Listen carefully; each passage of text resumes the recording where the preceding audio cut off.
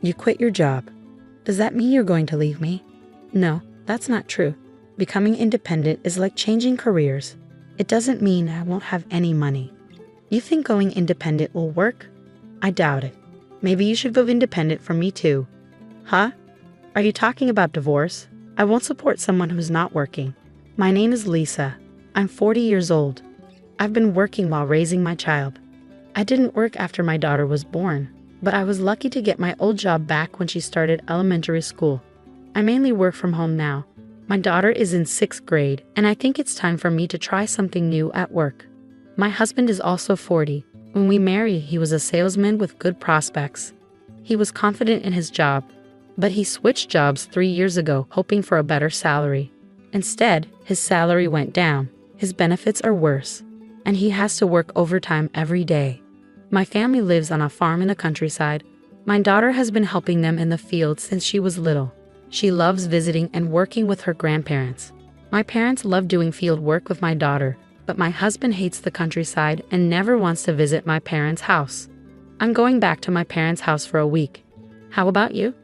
I have work to do, so I'll stay here. I'm finishing up a project. I knew my husband wouldn't come, but we're a family, so I still ask. Even though he's not coming, it's polite to ask. When my daughter and I are at my parents' house, my husband calls me every day. It's fine if he's calling to check on us or show he cares, but he usually calls about trivial things. What should I eat today? Why not eat the leftovers in the fridge? I'm not in the mood for that. Then cook something yourself. Why should I? I'm tired. Yeah, you've worked hard.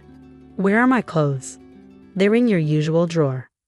What's with the folding and cut corners? Well, you're on your own then. My husband has been like this the whole time we've been at my parents' house, so I mostly ignore his calls and messages. He also doesn't like it when we go to my parents' house. When we get back, the house is always filled with garbage.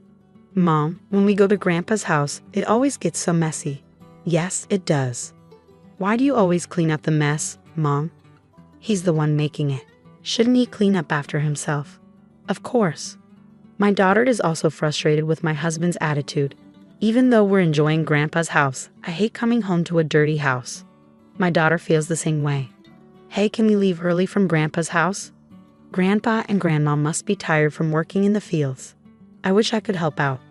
Thank you. Grandpa and Grandma would love that. My daughter's kindness is a contrast to my husband's selfish behavior. I'm really tired of dealing with his childish ways. After a long vacation, I went to my company to discuss my health, annual assessments, and goals. Inspired by my daughter's comments, I proposed to the president that we use our program to make agriculture more it-oriented. Other companies have been working on this for a while. The president agreed that this is a business that has been around overseas for decades. Japanese companies have been developing new agricultural models for about 10 years. With our data, we can make it work successfully. We already have farmers interested in this model. I see. In the meantime, can you submit a proposal? Sure, I will. I quickly asked my parents to cooperate, and they agreed right away. My daughter's comments about wanting to help her hardworking grandparents gave me a great business idea. A month after I submitted the proposal, my project was approved. I worked hard on it because I was worried about my aging parents. If the project succeeded, it would really help them. But my husband kept trying to discourage me. You've been acting all cheerful lately. I don't like it. Oh, really? Are you getting carried away? I don't know. Your face just demotivates me. Well, if that's the case, you don't have to look at me. I know my husband just wants to make me feel bad. I already feel bad enough, but I try not to show it. I keep my tone normal and treat him as usual. He's always like this. When I'm happy or excited, he tries to hurt me. I'm used to it now, so I don't let it affect me, but it's still frustrating. I can't just not look at you. We live together. That's not true. You can just stay in your room. I can handle my job and take care of our daughter on my own. If you took care of yourself, we wouldn't even need to interact. That's not what I meant. My husband yelled at me. I'm really frustrated. I want to divorce him, but I'm not sure how to explain it to our daughter. I'm stuck, unable to decide. Since I don't react to his words, he starts criticizing the farm. Maybe your inability to understand things is because you grew up on a farm in the countryside. He's being so childish.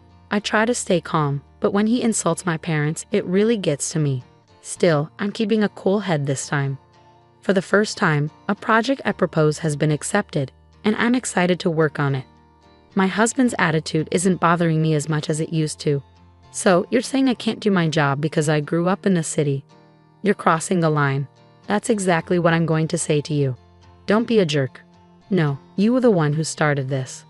We've been arguing like this a lot lately. He used to be a nice guy, but things changed when he switched jobs. My husband and I hadn't been getting along, but my work has been going really well. A few months later, I decided to resign from the company after discussing it with them. I made the choice to leave and sign a licensing agreement with the company to become independent. I had told my husband about this plan beforehand, but I guess he didn't really listen because as soon as I resigned, he told me he wanted a divorce. You quit your job. Does that mean you're going to live off me? No, that's not true. Becoming independent is like changing careers. It doesn't mean I won't have any income. You're going independent? Are you kidding me? That's not going to work. Then why don't you go independent from me too? Huh? Divorce? I'm talking about divorce. I'm not going to support someone who isn't working. I was at a loss for words, startled by the sudden mention of divorce. I was thinking about my daughter when she unexpectedly opened the living room door. Mom, get a divorce, she said, even though she should have been asleep. My husband looked briefly upset but quickly defended himself. It's your fault for saying you're quitting your job. He stood in front of our daughter, insisting it wasn't his fault. But my daughter only looked at me, ignoring him completely. Are you sure? I asked her. Yes, I want you to get a divorce. I don't like him. He always says mean things to you, Mom. Don't stay with him because of me. I want you to divorce him right now. We can go live with Grandpa and Grandma. Thank you, I said, touched by her support. But you'll have to change schools. Are you okay with that? Yeah, I'm totally fine with it. Let's go. You don't have to talk to Dad anymore, right? Yeah, I guess so. Well, I guess that's it. We'll talk about the details later. Hey, my husband interrupted. What? I replied, exhausted. It's not my fault, okay? Okay, we'll talk later.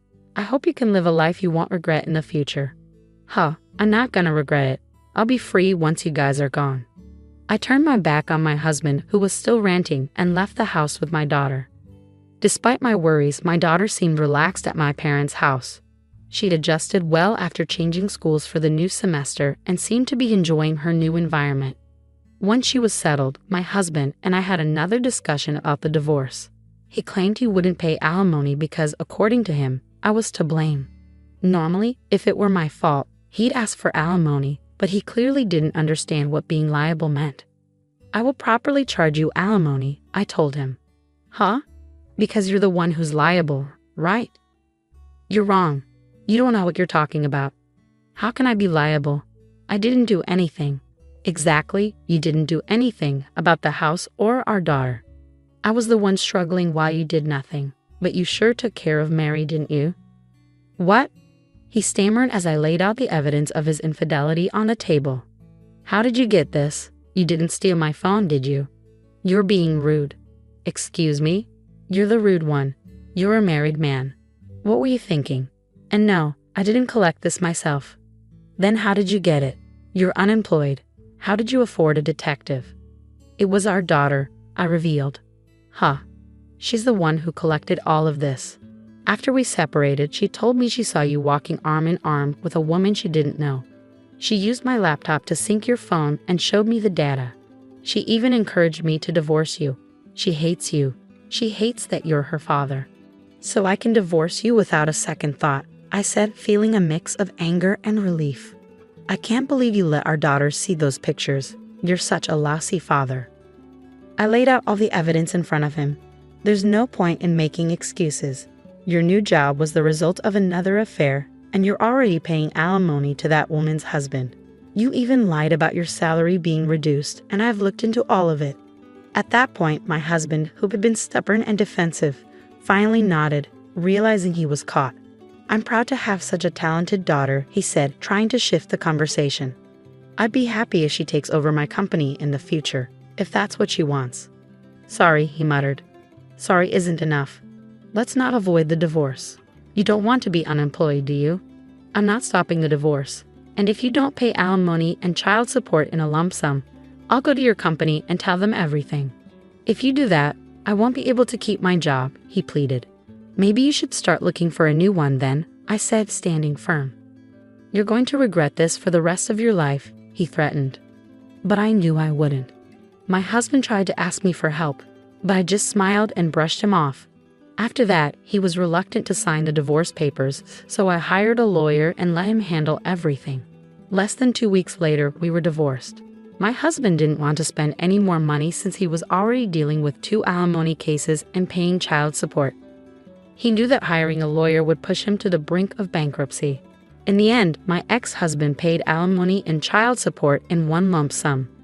He couldn't cover it with his savings, so he went into debt and even informed me, hoping I'd feel sorry for him, but I ignored his pleas. When I filed a claim for alimony against his cheating partner, it led to a huge fight between them, and they broke up. The woman was furious about having to pay alimony, but she eventually agreed. She had to ask her parents for the money, and I heard she moved back to the countryside to help with the family business, where her parents could keep a close eye on her. As for my ex-husband, he couldn't afford the rent on his apartment anymore. He ended up moving into a shabby apartment, struggling to get by. My business has really taken off, and I'm enjoying every day. Things didn't work out with my husband, but I'm glad that what I've learned has been useful for my family's farming business. My parents are thrilled that the IT system has significantly reduced their work hours and lightened their workload. I owe so much of this success to my daughter. I had to let her have a smartphone and tablet when she was in elementary school. At first, I was hesitant, but she's been using them wisely. Her favorite place is still the fields, but she's starting to take an interest in my work. Recently, she's been asking me to teach her how to make a website, and I'm excited to see what the future holds for her. My 12-year-old daughter is truly remarkable, but it saddens me that she had to see a side of her father that no child should have to witness. I hope the adults around her will support and guide her as she grows. Her grandmother is right. I look forward to seeing the amazing things she'll do in the future.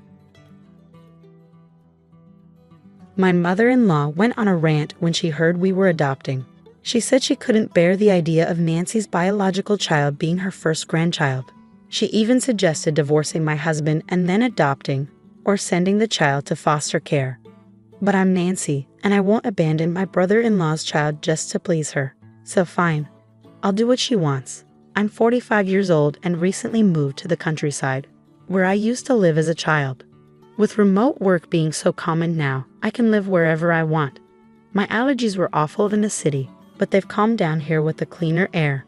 Country life might not be for everyone, but it suits me just fine. Sure, the nearest supermarket is far and the houses are spread out, but I love the open space. I used to think city life was a pain when I was in my late 20s. Back then, I had just married Ken, and we were really close. But there was a big problem. Ken's mom was way too attached to him. It makes sense, since he's her only child. She'd call his work just to talk to him, and she'd hassle his girlfriends like crazy. She did a lot of weird stuff out of love for her son. Ken was really bothered by her when we were dating. He kept me a secret from her to protect me from what he called the evil queen. He was worried she'd treat me like she treated his exes. But once we got married, I couldn't stay hidden. Ken finally told her about me, and her reaction was intense. I heard her on the phone saying, "Let me meet her. If she's no good, I'll put her in her place." She must have felt shocked. She thought her son was all hers, and then suddenly there's a new woman he wants to marry. Why did I marry a man with such a mother? Simple. I loved him. That was the only reason. When I was sick, he'd take care of me, making me porridge and shedding tears at sappy movies. He even helped lost kids find their parents, even if it meant being late for our plans. He might not always seem competent, but deep down, he's really kind. That's what I adore about him, and why I wanted to be with him. So no matter how difficult his mother might be, I was ready to face her. Loving couples overcome obstacles, and in the end, they live happily ever after. That's the classic tale. But don't worry.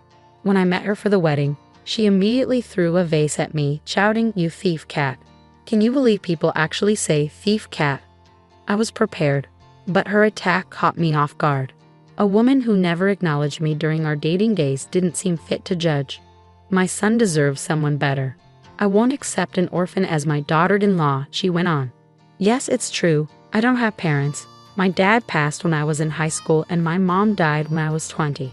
I don't come from any special background, and by the time you hit your 40s or 50s, most people have lost their parents. Using that as a reason to disapprove of our marriage was just wrong. Luckily, my father-in-law stood up to her. You can't judge someone's character just based on their past. It's rude. Ken is old enough to make his own decisions. Just let him marry, he argued. But my mother-in-law isn't one to easily listen to her husband.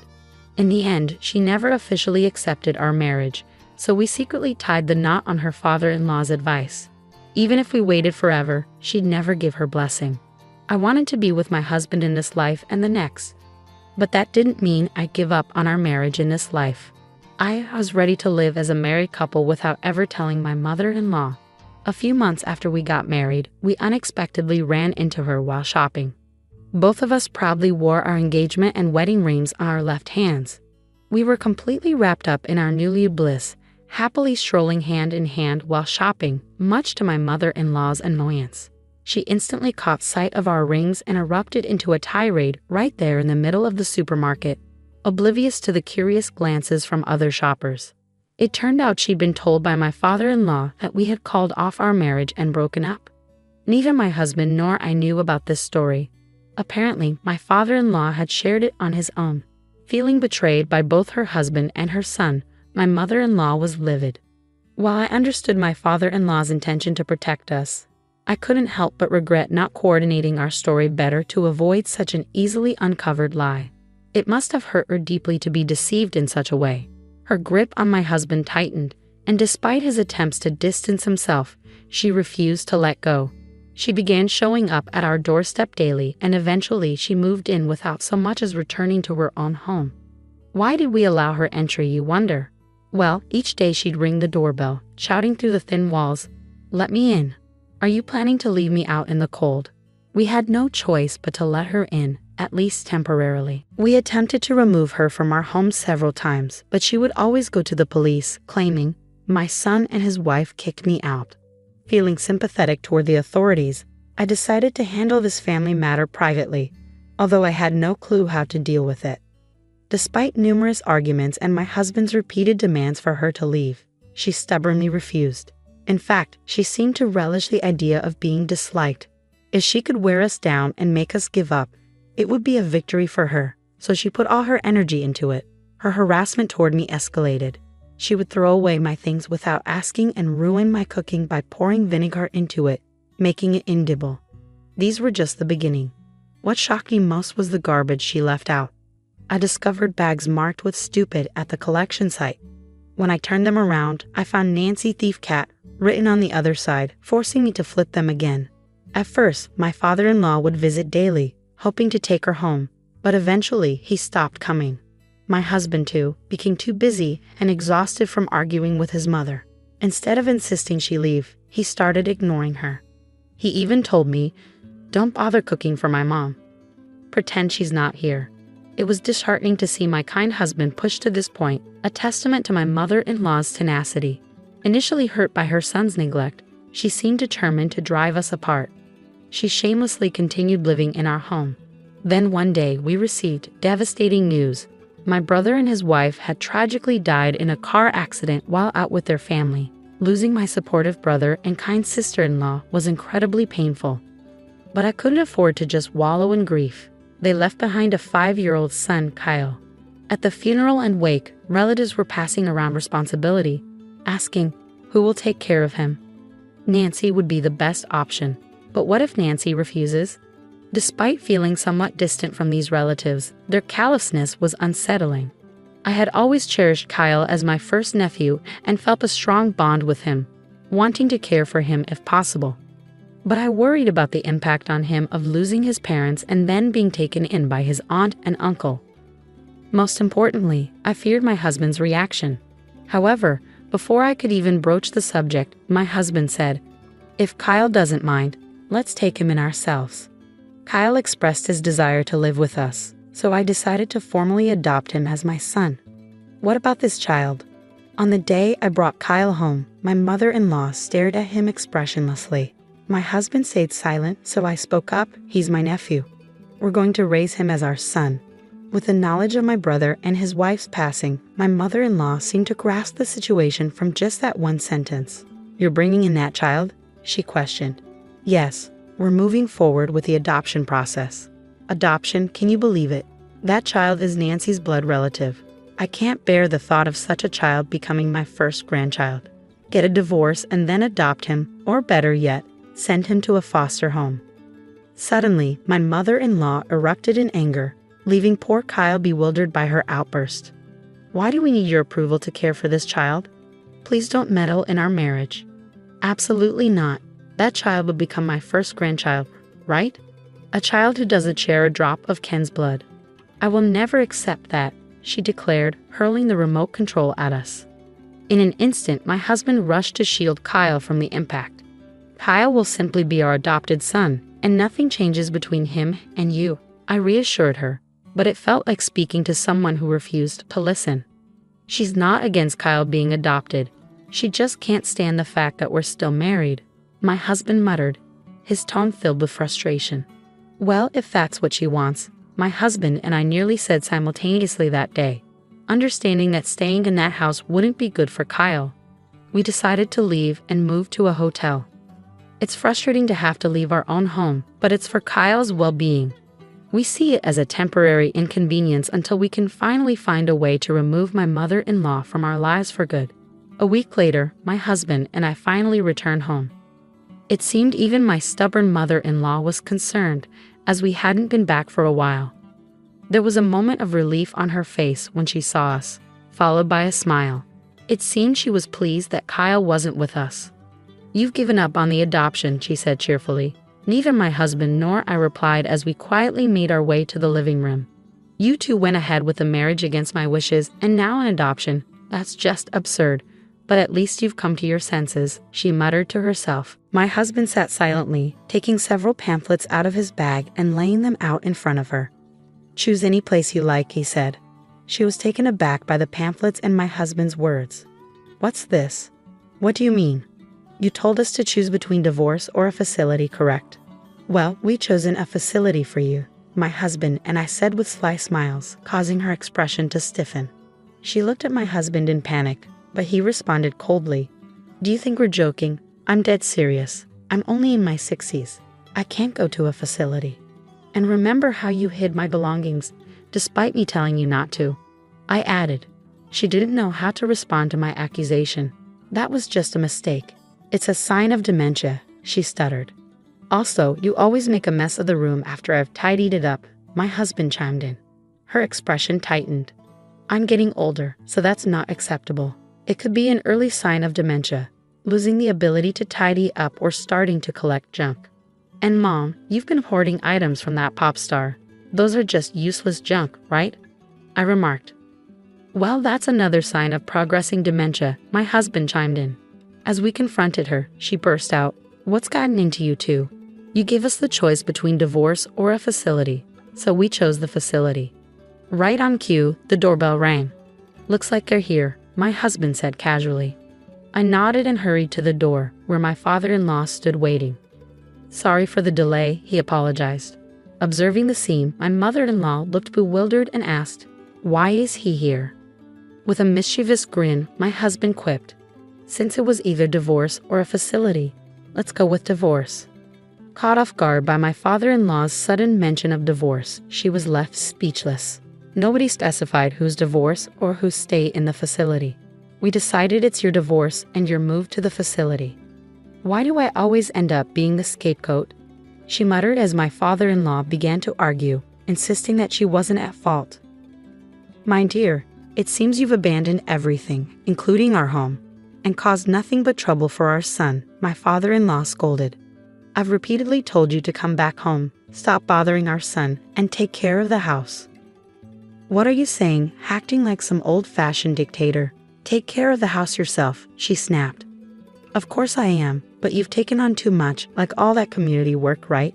Your absence has left the house empty, and now I'm left handling everything." "Naturally, I have complaints," my father-in-law fired back.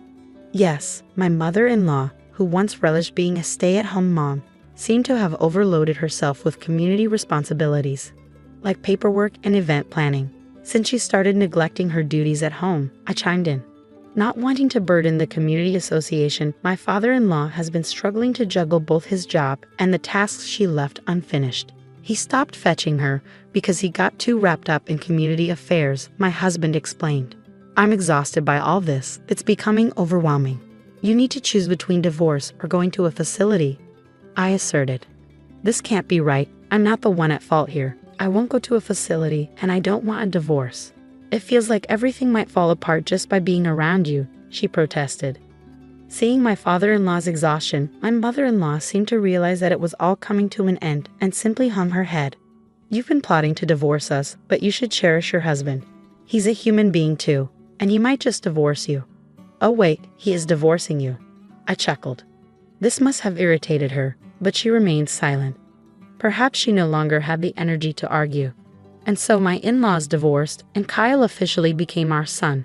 As we proceeded with the divorce process, my mother-in-law returned to her marital home. Meanwhile, my husband and I moved secretly with the assistance of my father-in-law. As of now, she hasn't been able to locate us.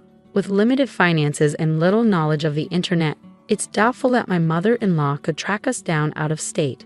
However, since the property originally belonged to my father-in-law's family, she was swiftly evicted and divorced. Apparently, during the chaos of the divorce, she had pleaded with my father-in-law not to divorce her, even begging on her knees, claiming she didn't want to divorce at her age. As a homemaker, she had no savings.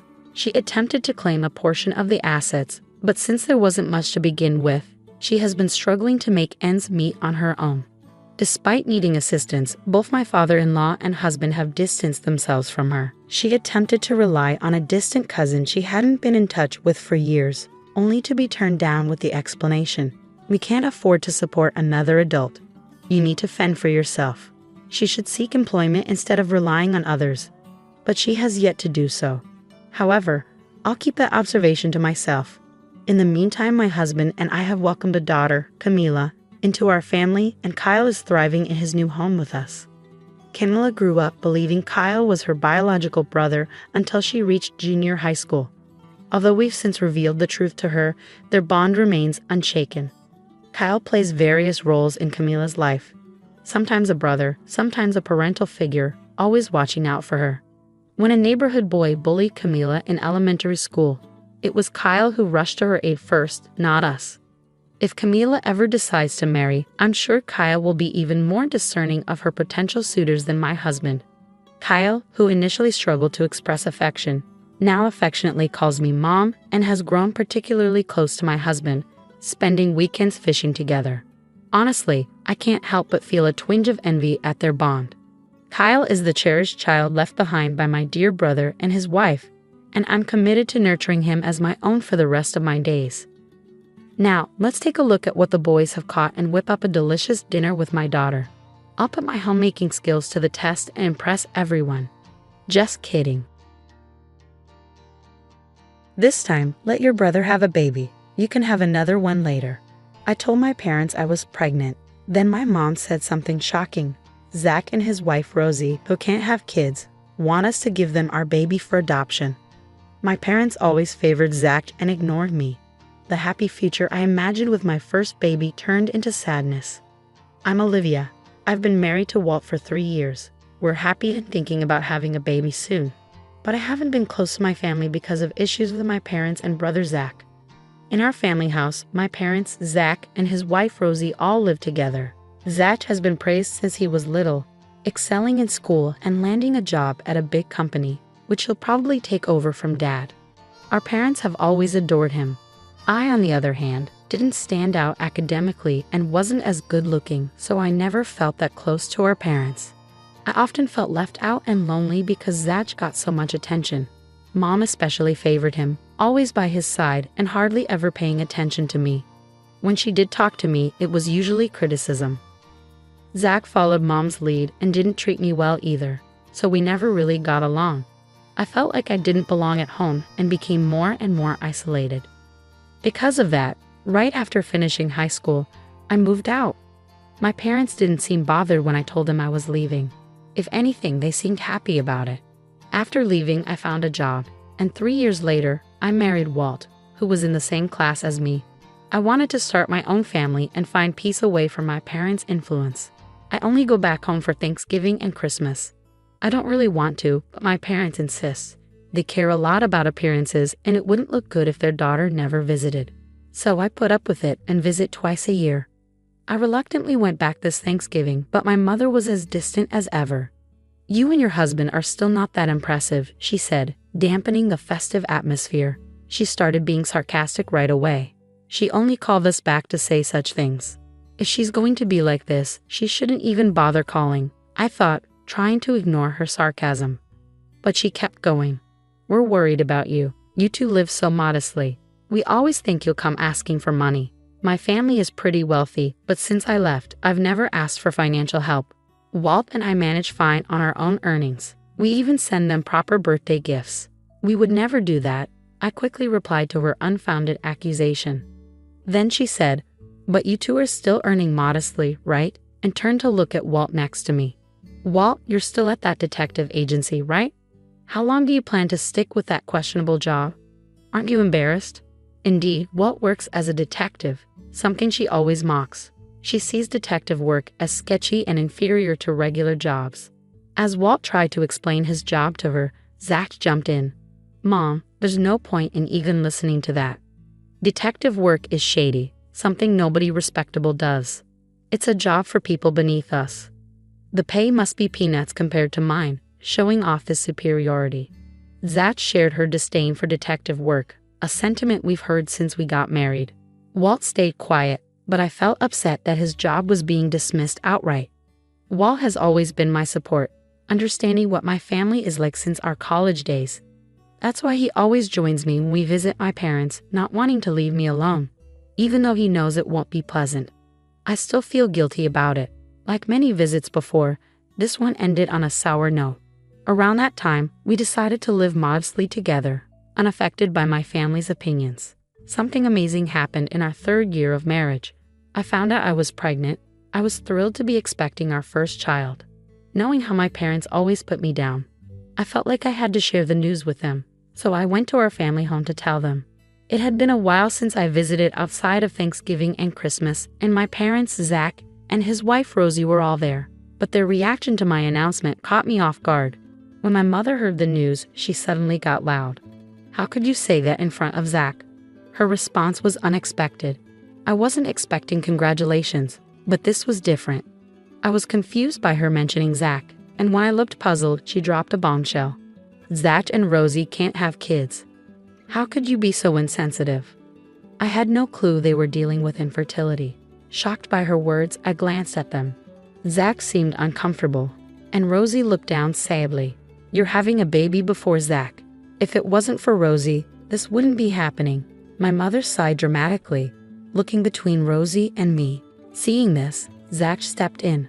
"Rosie already feels bad enough. Don't be too hard on her, Mom." I was surprised to hear him defend Rosie. From what I knew from my visits, Zach wasn't usually that supportive of her. "You're really kind, Zach." Then Zach said something that made me pause. "Rosie, if it weren't for being married to Zach, you would have been divorced by now."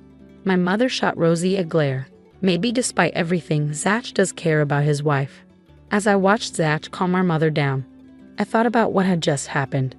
Well, I shared my news, so I should head home, I said, feeling the tension rise because of my announcement. But then my mother said something unbelievable. "Give your baby to Zach." I couldn't believe what I was hearing. Give my baby to Zach. Why should I? I can have another baby if I want to. Just because Rosie can't have children doesn't mean I should give mine away. That's unfair and ridiculous. When I refused, my mother argued, "This is our first grandchild. It should be raised by us. Zach will take over the company, so we should raise the baby." Her words made me furious. She was planning to take my unborn child just to ensure a successor for our father's company. She talked about adoption like she had it all planned out, but I was too angry to listen. I was already irritated, and then Zach said something shocking. "Well, since Rosie can't have kids, it's good for her that you got pregnant. You're finally doing something for the family." I couldn't believe it, but Zach seemed to agree with my mom. Even Dad, who usually stays quiet, nodded along. It felt like the whole family was claiming my baby as their own. I couldn't believe how casually Zach spoke to his own wife like that, acting like it was no big deal. I realized there was no point in arguing further, so I left right away. All they said was, "Give us an answer next time you come," and didn't even come to say goodbye. Rosie, who must have been hurt, silently watched me leave. Even after I got home, I couldn't shake off my anger. Instead of celebrating my pregnancy, they made this unreasonable demand. I felt gloomy thinking about the future. They'd probably keep pushing for adoption even after the baby was born. When I told Walt what happened after he got back from work, he was shocked too. Even he couldn't find the words to respond. He knows my family, but this was beyond belief. A few days later, we were surprised by an unexpected visitor at home. "What brings you here all of a sudden?" "It's rare to see you alone," I said to Rosie. She looked tired, with dull skin and messy hair. Tears filled her eyes as she looked at us. "Olivia, I'm really sorry about what happened the other day," she said, referring to when I announced my pregnancy. It wasn't her fault, but she seemed burdened by the unreasonable demands my family had made. Then she said she had something important to discuss. "What is it?" I asked, inviting her in to talk. What she told me was shocking, and my anger flared up again. Trying to stay calm, she shared a significant truth with me. Walt had been quietly listening to our conversation, and then chimed in with something equally astonishing and infuriating. Rosie's tears started again as she listened to Walt. With this new information from both of them, I made a decision. I vowed to myself to hold my parents and Zach accountable, to settle past grievances and seek justice. 3 months later, with my belly starting to show, Walt and I visited my family home. My parents, Zach and Rosie, were there. Without even a greeting, my mother asked, "You've decided to give the baby to Zach, right?" It seemed like she couldn't think of anything else. As I said before, that's not happening. I replied, but my parents glared at me as if they couldn't accept it. "No matter what you say, we're taking that baby. Stop being stubborn," my mother said, clearly angered by my refusal. Zach and my father just watched, not intervening. "No matter how much you insist, I'll never give the baby away. But I came here today to show you something." "Is that okay, Rosie?" I asked, looking at Rosie, who nodded silently. Rosie intends to divorce Zach, and this is why. I pulled out some photos from an envelope I had brought. That was the reason for my visit today. Zach was speechless as he looked at the photos. They clearly showed him kissing another woman and entering a hotel. Undeniable proof of his infidelity. "Shocked to have been caught," he muttered. "Who took these photos?" Our parents, standing next to Zach, looked bewildered, their gaze shifting between him and me. They probably had no idea about his affair. "It was Walt who took these," I said. Walt, who had been silently observing, explained how he had come across the photos. As a detective, he had seen Zach with another woman while working on a case. Out of curiosity, he investigated further and found out about Zach's affair. The decisive moment was captured in those photos, as Zach thought he had cleverly hidden his affair. He was stunned and speechless. "Adultery is grounds for divorce. You need to compensate Rosie properly," I said, breaking the tense silence. But Zach, instead of apologizing, blamed Rosie for his actions. "Yeah, it's your fault, Rosie. You're so incompetent. I'm just having a little fun outside," he said, with our mother backing him up, trying to shift the blame away from Zach. Seeing Rosie treated like I once was made me feel terribly sorry for her. So I decided to confront my family to save both of us. I pushed them further by pointing out Zach's faults.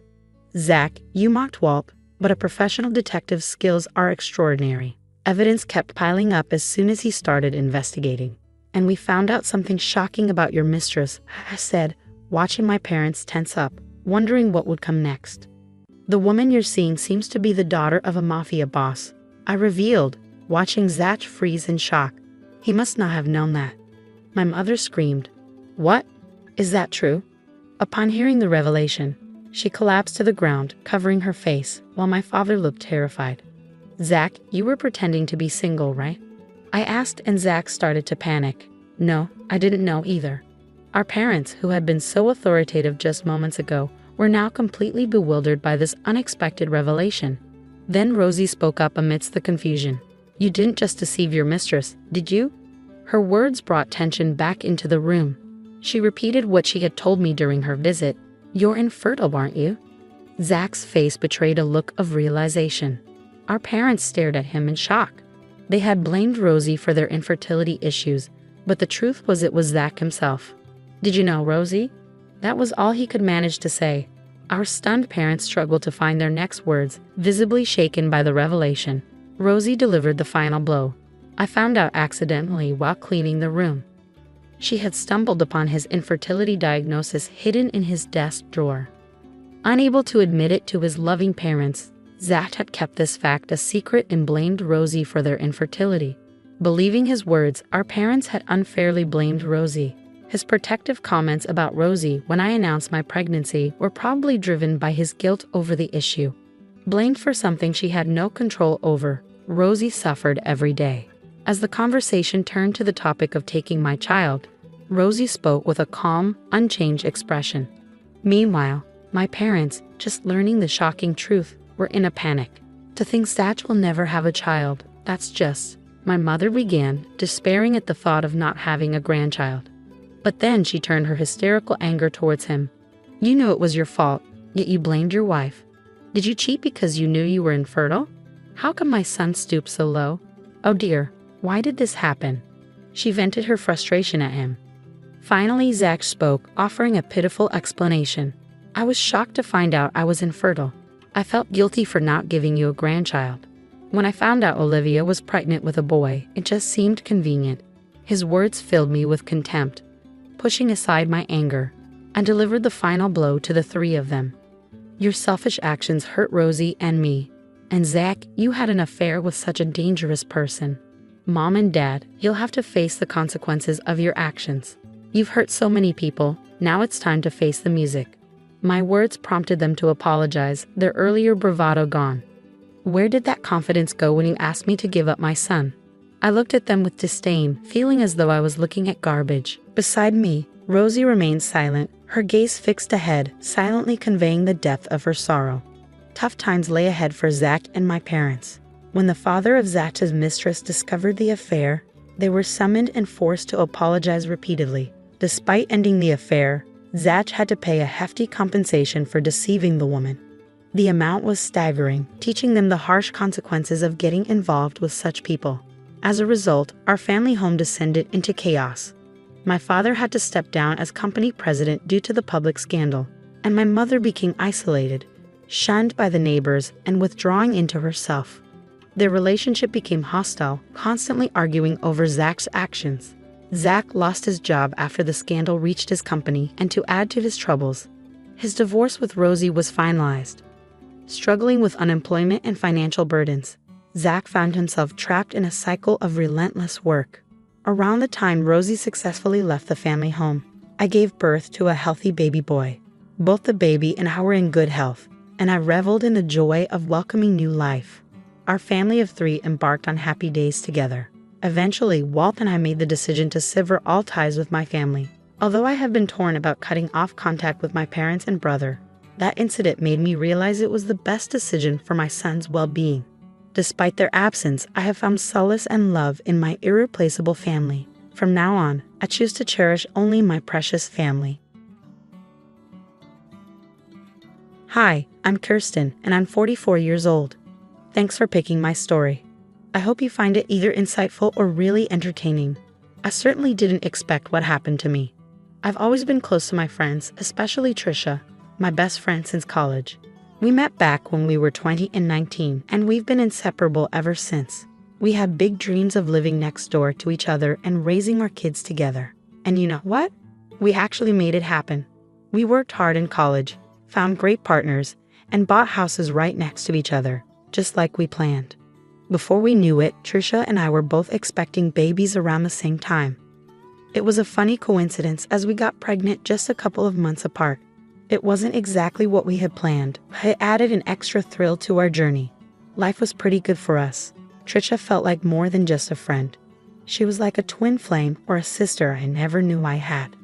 We did everything together and genuinely cared for each other. As the years passed by, our bond only grew stronger. Our kids were growing up too, and Kyler and Ricky especially became inseparable, just like us. They didn't really have a choice. Trisha and I were so close, they had to get along. Trisha's husband and I even joked about whether our kids would end up falling in love when they grew up. Trisha and I thought it was unlikely, but life has a funny way of surprising you. I remember that day so clearly, like it just happened. Trisha and I were sitting on her porch, chatting away about everything, as best friends do.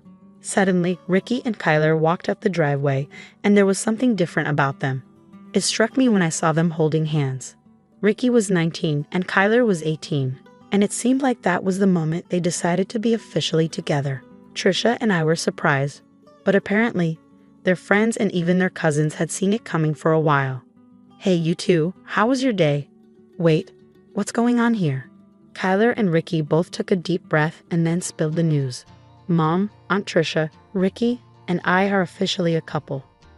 "What? Really? Oh, that's fantastic news, you two. I knew something was up when you walked up the driveway holding hands like that." "Yeah, we decided to make it official. We've been keeping it quiet for a while now. Looks like our husbands were right, huh?" "Seems that way. But seriously, congratulations, you two. We're so happy for you." "Thanks, Aunt Kirsten. It means a lot. We were a bit nervous about how you guys would react." "Sweetheart, you should have told us sooner. We're thrilled for both of you." "Absolutely, you don't need to worry. We're here to support you, just like always." "We appreciate that, Aunt Kirsten, and we're really glad you guys are okay with it. And who knows, maybe our kids will grow up together just like we did. We might even start placing bets on when they'll become a couple." "Let's not rush things now. Let's just celebrate this beautiful moment." "Sounds good to me. Thanks, Mom, Aunt Trisha, for being so cool about it." "Always, sweetheart. Love knows no schedule. We're just happy you found each other." It felt like destiny had brought Kyler and Ricky together. Trisha and I were thrilled for our kids. However, things took a turn when they were on a school trip, and Trisha and I were hanging out at my place. Out of the blue, Trisha asked, "Hey, Chris, have you ever thought about whether our kids should really be together?" I knew there was more to it, but she brushed it off. Despite my persistence, she avoided the topic and made excuses to leave early. It bothered me, but I let it slide. Over the years, Trisha's unease around Kyler and Ricky's affection became obvious. I couldn't ignore it any longer. "Trisha, what's really going on?" She denied any issue, but I could sense her discomfort. I confronted her, urging her to open up. Despite her denial, I reassured her of my support and urged her not to shut me out. She insisted everything was fine, but I couldn't shake the feeling that she was hiding something. Once Ricky and Kyler announced their engagement, the chaos of wedding planning began. We threw ourselves into organizing the big day, but Trisha's involvement was noticeably lacking. She made excuses, leaving me to handle most of the responsibilities. While Trisha's behavior wasn't entirely unexpected, it surprised Ricky and Kyler. They assumed Trisha and I would be inseparable in the planning process. Instead, it felt like I was managing everything alone. Trisha's increasing distance became more obvious as time passed, and Ricky started confiding in me about her unusual reactions. Every time Kyla came up, he couldn't shake the feeling that Trisha wasn't entirely happy about their marriage. "Have you talked to her about it?" "Yeah, I have. She keeps insisting that everything's fine when I know it's not. I don't understand why she's acting so strangely. Despite our concerns about Trisha, we had a wedding to plan, and there was no time to dwell on her negativity." Ricky and Kila were excited to celebrate their love, and ensuring their special day went smoothly became my top priority. The anticipation for the wedding day was intense after weeks of careful planning. Despite our efforts, Trisha, who had been mysteriously absent leading up to the big day, seemed to cause unexpected disruptions. Each accidental spill or dropped item added to the chaos, and the timing seemed too coincidental to ignore. It just seems too convenient, don't you think? As we gathered in Kila's dressing room with the other bridesmaids, I found myself constantly shuttling between there and the venue, balancing the exhilarating responsibility of organizing the event with the exhaustion it brought. While making my rounds around the venue, I paused at the door of Kila's dressing room. The voices inside were quiet, and my curiosity got the best of me. Kyla was talking to Trisha, and it seemed like the other bridesmaids were out of the room too. "What's going on, Trisha? You've been scarce, and your behavior. It's been strange."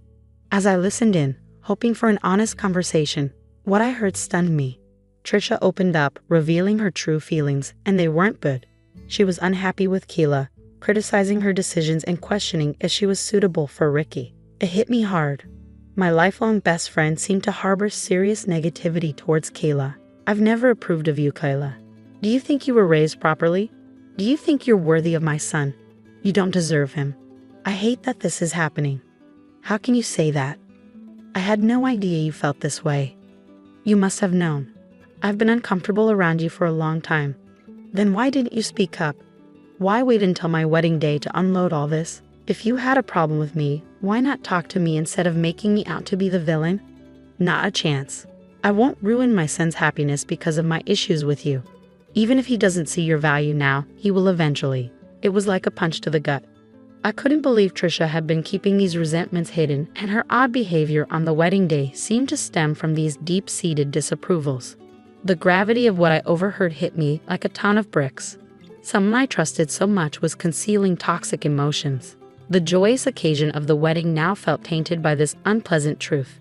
Feeling stunned and wounded, I had to decide what to do. I barged into the room, only to find my daughter, tears streaking down her face. Seeing Kayla in distress ignited my anger, and I unleashed it on Trisha, demanding to know what her issue was. I was seething with fury, feeling betrayed and wounded by someone I consider family. What on earth is going on, Trisha? What's gotten into you? Are you out of your mind? Trisha seemed taken aback, probably not expecting my abrupt entrance. I didn't care. I needed answers. The atmosphere in the room was tense, with everyone else remaining silent, likely shocked by the sudden confrontation. But I paid no heed to their reactions. All that mattered was unraveling this mess and salvaging what was left of the wedding.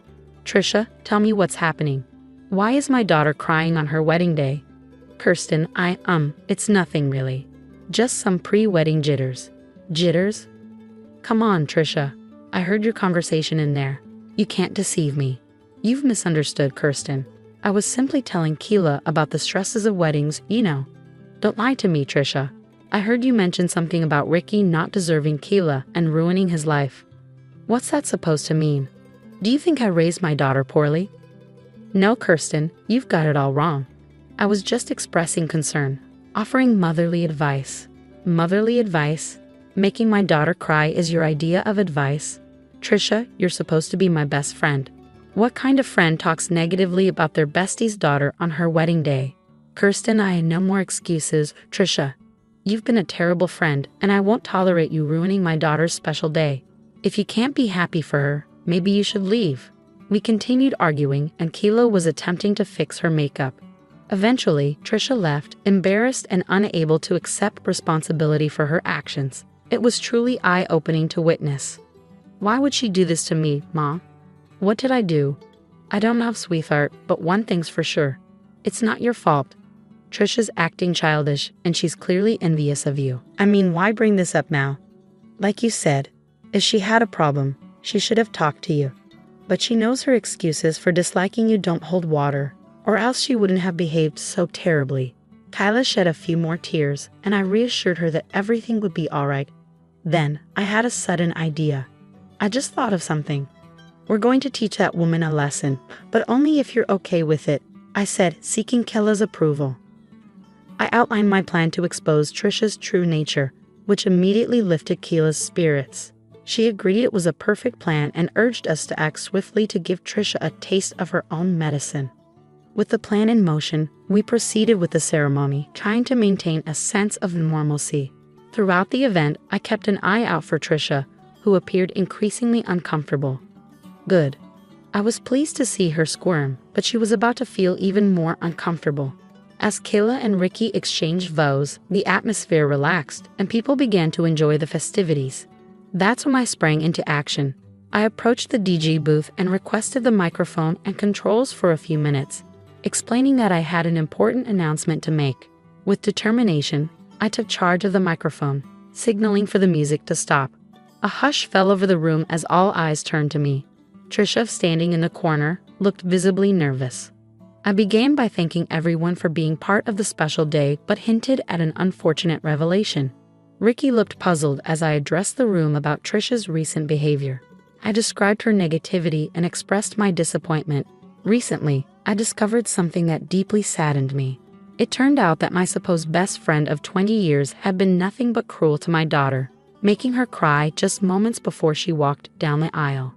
Gasps filled the room, and Trisha looked shocked, but she was about to be even more surprised by what I had on her. The tension in the air was palpable as I believed I had undeniable proof of Trisha's actions. With a dramatic flair, I revealed an audio recording from my Bluetooth earpiece, capturing a conversation between Trisha and Keila. People gasped as the harsh words reverberated through the venue. You see, as the event planner, I wore an earpiece and carried a clipboard, bustling around the venue. I made it a habit to record my conversations so I could listen back later and plan the wedding accordingly. Even on the wedding day, this setting was still on, thank goodness. Without it, I wouldn't have the standing audio recording. Mom, is this true? Did you really say those things to her? I can explain. How could you do that to Keila on our wedding day? Ricky, honey, I didn't mean for things to escalate like this. I was just worried. Worried, Mom? Keila and I have been together for years. She's my partner, the love of my life.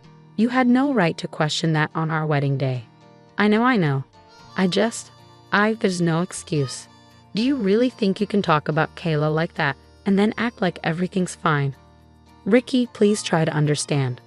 I didn't mean it. Trisha's face turned several shades of red as the recording played for everyone to hear. She looked like she wanted to disappear. Ricky's scowl deepened, clearly disgusted by his mother's behavior. The guests were stunned, many of them glaring at Trisha as I stopped the recording after letting it play a couple of times. The room fell into silence.